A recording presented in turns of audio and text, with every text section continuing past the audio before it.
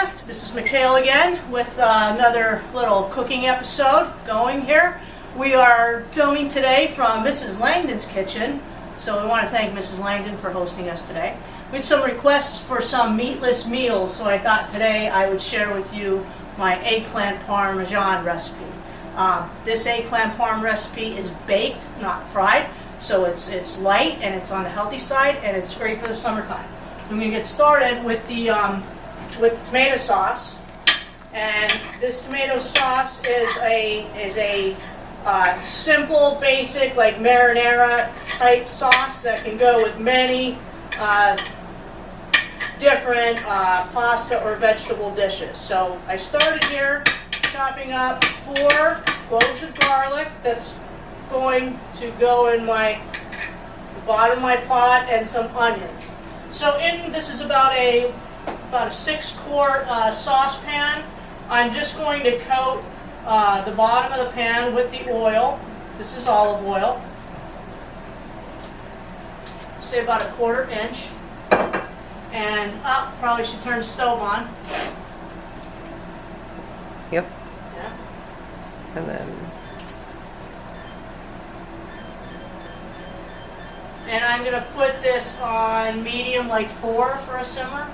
That'll do. Okay. Looking at Mrs. Langdon, not used to using this stove, not my stove, so I have to ask for instructions. So we're just going to heat up that oil. I have chopped up 4 cloves of garlic are going to go into the oil, and I have a sweet onion here, a sweet Vidalia onion, and this is just like about that much onion, like a quarter of a very large onion, or 1 whole small onion. And I'm just going to chop this up into a dice.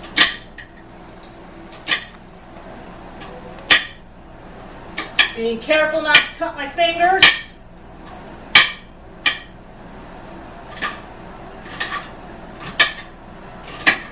Got some skills, got some knife skills here. Not always easy to cook in someone else's kitchen, but Mrs. Langdon has this nice and organized here for me, so I thank her for that. Important to keep an organized kitchen so you know where everything is. Okay. I don't want any large pieces, so where the ends, I want to make sure those ends are chopped up. And that looks pretty good. Into my simmering oil goes the onion. Okay? Now, I want to pour the edges of my garlic to get a little color in them. I don't want them opaque. I want a little color in my onion. Let it release some of that sugars. That's going to help flavor my sauce. Alright, so I hear that sizzle, so my onions are starting to get some color. I'm going to hit it with some salt, and I'm going to hit it with some pepper. Mrs. Langdon likes her pepper on the coarse side, I see. She's going, oh yeah. Oh yeah! She's going, oh yeah! I like it like that, Mrs. McHale. Like it like that. Okay.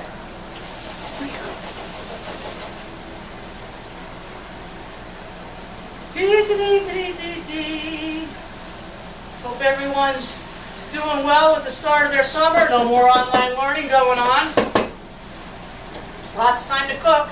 While I'm waiting for that onion to get some color, let's talk about our eggplant. Where do we go for these? We went to the hometown for these eggplant? Yes, no one's going hungry with this eggplant parmesan, let me tell you.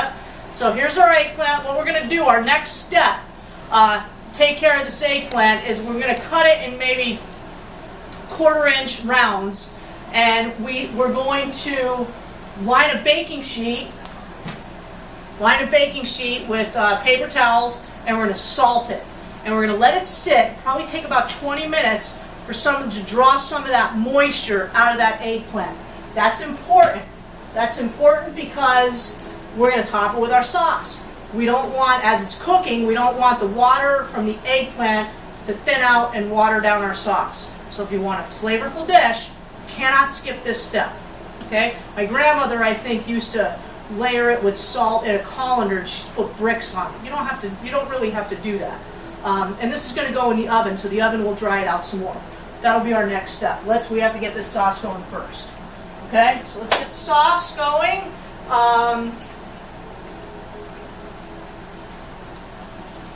You smell it. I love the smell of garlic and onions simmering in a kitchen. They should make a candle with that scent because I love this smell. It says home to me. It says you're home, relax, you're going to have good eats real soon because I'm telling you right now this is good stuff. We'll start layering some flavors. Alright, I got my Contadina tomato paste. This is a small can. I think we talked about the tomato paste water ratio in another episode. I don't know if that filmed yet or not.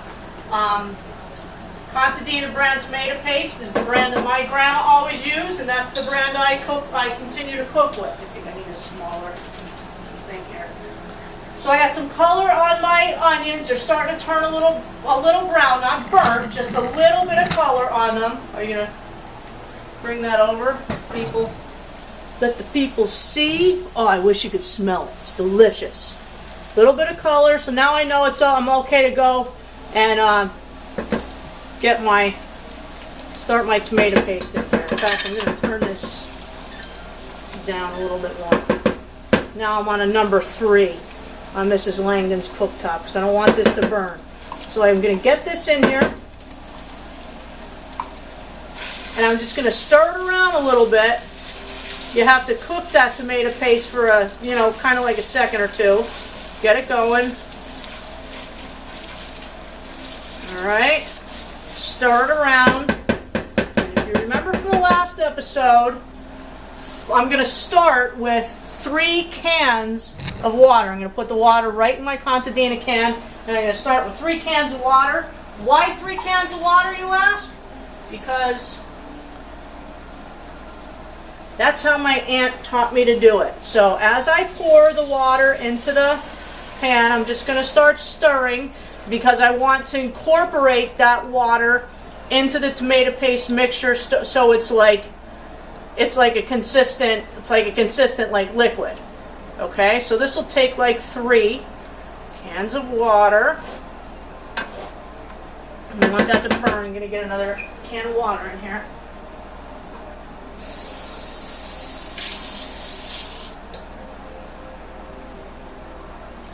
It's a very nice pan, Mrs. Langdon.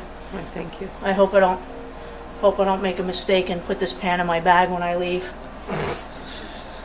That would be bad. It's against one of the commandments, stealing, isn't it? Correct. Yeah, I guess I better not do that then. What number is that, Miss Linsky? 2. Number.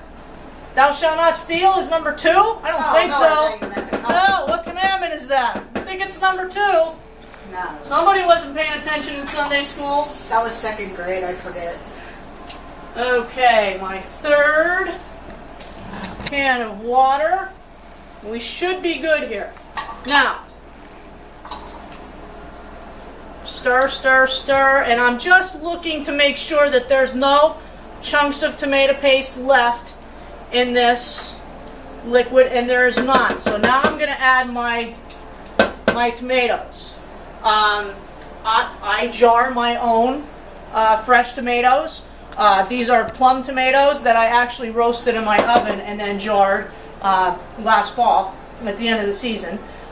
You can use a 28-ounce can of, I like to use like Chunky Crush, but really whatever tomato is to your liking, you can use. Whatever jar of tomatoes is on sale. I know it's hard to find things on sale anymore, but there goes my quart of tomatoes. Now, see, I'm looking at this now because of the kind of tomatoes I used, which are the Roma style. These are a little thicker by nature, so I'm going to add some more water to this. That's a touch and feel thing.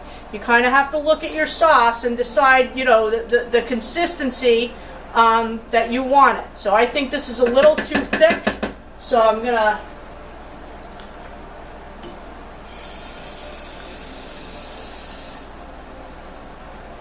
add a little, just gonna add a little at a time till I kind of see it thin out a little bit to my liking.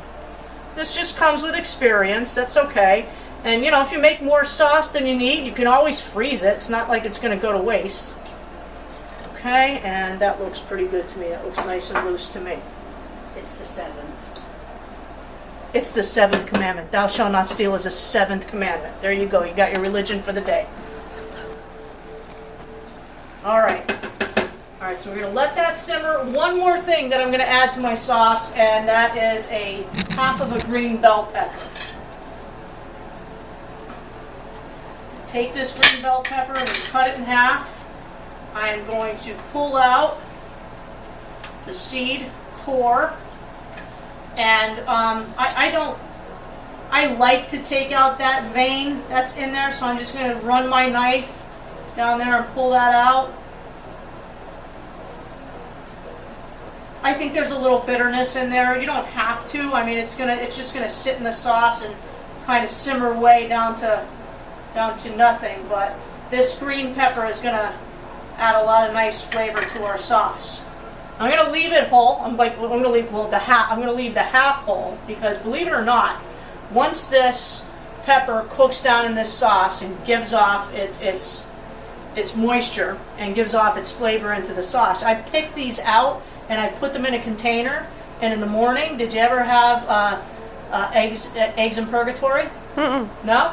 It's a pepper that's been simmered in sauce, fried up with some olive oil, crushed red pepper flake, and then you crack an egg inside the pepper. You cook the egg to your liking with a little bit of leftover sauce, and it's a very delicious breakfast. It's called eggs in purgatory. I guess because of the redness and the red pepper flake, the heat. Okay? And I just to finish this off and let this simmer, I just need a pinch of sugar. Okay? Just a pinch of sugar. Just a pinch of sugar, and by a pinch of sugar, I mean,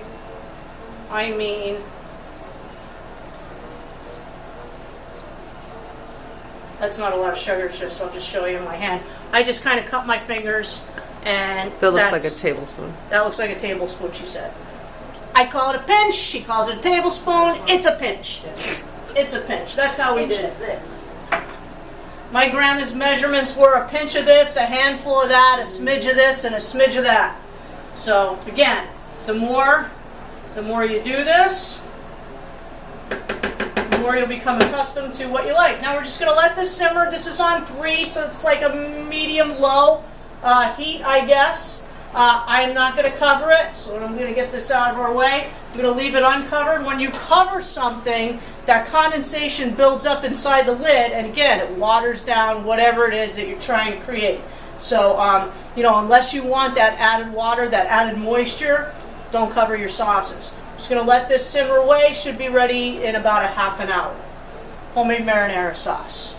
Delicious. It's on. We took a time out to switch knives. I'm using a serrated knife to cut this eggplant. The skin was a little tough, and that knife was a little dull. Never use a dull knife in your kitchen. More kitchen accidents happen not because of a sharp knife, but because of a dull knife. So if you feel like you're working with a dull knife, switch it up. Okay, so in an effort to not cut any digits off of my hand, we switched to a serrated knife. And again, I'm cutting these into rounds, about 1/4 of an inch thick. Doesn't have to be perfect. Now we're going to egg, flour, and bread these before we stick them in the oven. So this is going to make a nice, and I'll give you a little trick when we're done baking to prepare it. I only cook for my husband and myself, so a lot of times, like, I won't make things in huge portions. I'll make them in a way that I can make it fresh for another time. So I'll show you that when we get there. Our sauce is simmering away nicely. Mrs. Langdon, I don't know if you can get a shot of that sauce. You don't want your sauce coming up to a hard boil. You just want it on a gentle simmer. And every now and then you give it a stir. People think it takes hours and hours and hours, to make a simple sauce. you know, in 30 minutes, this sauce will be, you know, ready to go. But it's a gentle simmer. Every now and then I give it a little stir. Now, if I were throwing meatballs in there, the longer meatballs cook in a sauce, that's another episode, the softer the meatballs get. So, you know, the purpose of simmering sauce for hours and hours and hours isn't to prepare the sauce so much it is to tenderize your meat. Okay? So, dispelling a lot of myths about cooking the Italian way, cooking with the sauce. All right, probably get a couple more slices out of this. Again, just being very careful as I'm coming to the end of this eggplant, not to, and that's okay. Got a half one there. Go to the edge of the pan. Anybody getting hungry yet? Mm-hmm. Got an email or a text message from Mrs. Konetsky from our kindergarten center, our Hanover Green building, asking me for some meatless recipes. So this is for all my non-carnivore friends. Okay, that's all I'm going to get out of that. That's a lot of eggplant. All right, so now what I'm going to do is I have already lined, is this good, Mrs. Langdon? I've already lined my baking sheet with regular paper towel, and I'm just going to put a layer of salt on the paper towel itself. Miss Lindsay, is my salt in there? Did I bring my salt with me? My sea salt? No. Oh, here. No, bay seasoning. Hold on, hold on.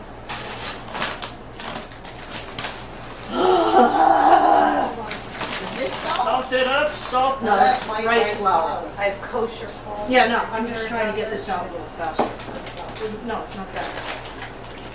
We're good. It's good. It's good. It's good. It's good. So as light as I can, I'm just gonna start layering this eggplant. Am I rolling? Layering this eggplant on this salted thing, this salted sheet pan. I'm gonna need another one. And here's, I'm gonna put more salt. Now don't get crazy. The salt is gonna rinse off. It's not gonna ruin the flavor. This is meant to give it a little spanking. Bad salt, bad salt. It's a G-rated show.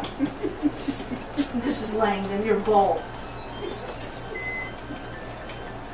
All right, let's see here. Very good. All right. What you will start to see, and almost immediately, is some moisture coming out of that vegetable. Okay? I kind of want to get as much as we can out of there. So we're just going to salt the bottom layer, salt the top layer, and forget about these for a while. I'm going to do another tray of them, then we're going to come back to them. I'm going to show you what it looks like, and we'll drive back to our eggplant parmesan that we're now going to get ready to bake in the oven. Remember that I sliced these about a 1/4 of an inch in thickness. I salted them on both sides, and we let them sit for about a ½ an hour. I also patted them dry on both sides. As you let them sit, you'll see the water kind of coming out of the vegetable. So I'm using rice flour for this breading. It's a little of a healthier option. I seasoned it with salt and pepper. So in my rice flour, I'm going to give it a dip on the egg, and into my Progresso Italian seasoned breadcrumbs.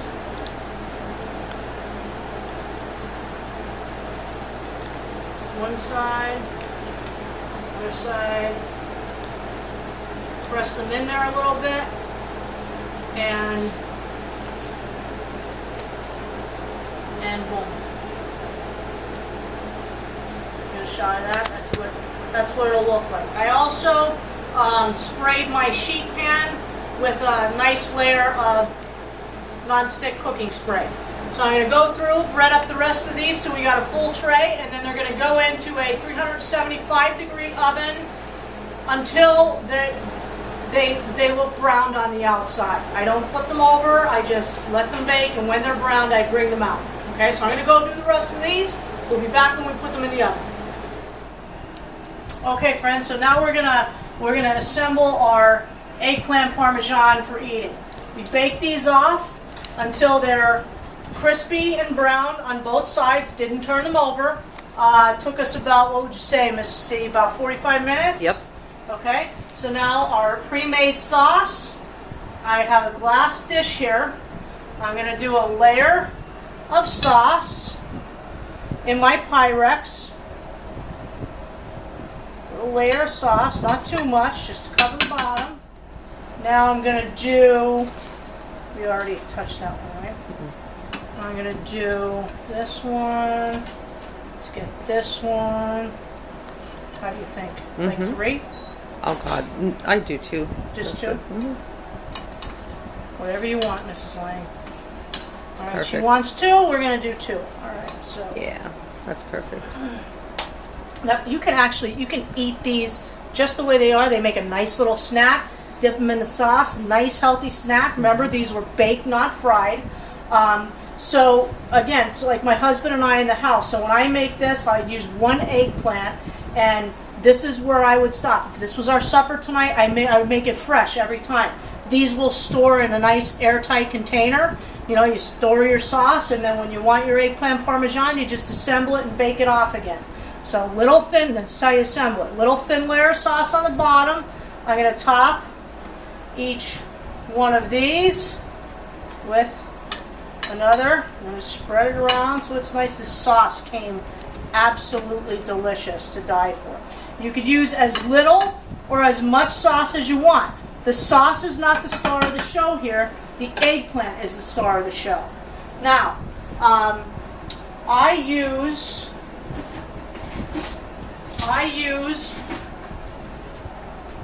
pecorino parmesan. I sprinkle my sprinkle my pecorino romano cheese over the top. Here, I don't use mozzarella cheese in this dish. When you order it out, sometimes you might get a mozzarella cheese, but this is not how I was taught to do it. This is not how my grandmother did it. She did it with the pecorino romano. And because it's like, you know, Parmesan, I like to finish it with a nice dusting of the fresh grated. Don't buy the stuff in the bag, guys. You know, just, you know, spend the $5, grate your own cheese. It really makes a world of difference. And this is going to go back in the oven just until the cheese is melted and the sauce is bubbly. Did I get her good? You got it. Let's see. Okay? And, you know, as little or as much as you like. There you go. This is going back into a 350-degree oven until the sauce is bubbly and our cheese is melted. Uncover it. You don't need to cover that. Just to warm it all through and melt the cheese. That's all you're doing. Eggplant parmesan, McHale style. I want to show you one more thing. Miss Kim. All right. Okay, folks. So another quick little party dip here that you could turn into something really special. In my little crock pot, this is a artichoke spinach dip, hot artichoke spinach dip. In my crock pot, I threw an 8-ounce box of chopped spinach that I thawed out and squeezed the water out of. So you have to thaw it out first if you use. You can't use fresh. I just get the cheap box stuff. So a box of spinach, a brick of cream cheese, a can of artichoke hearts that are roughly chopped, a cup of sour cream, or you could use Greek yogurt if you want to lighten it up, then a cup of shredded mozzarella cheese, half a cup of Parmesan cheese, 4 cloves of minced garlic, a half teaspoon of pepper, and a half teaspoon of salt. Into the crock pot until we mixed it all up nice. And it got all nice, hot, and melty. In my local grocery store, I bought these little phyllo dough, little cups. I think they were like $2 for a tray of these. You can see we've already been having at this. And as a nice, cute, special little party delight, You take your hot spinach artichoke dip, fill it in the cup, and oh my God, you make a cute little platter of these. Huh? Can you even stand it? Look at that. I tell you what, it's delicious. I love it. Not the so well. Enjoy. So good.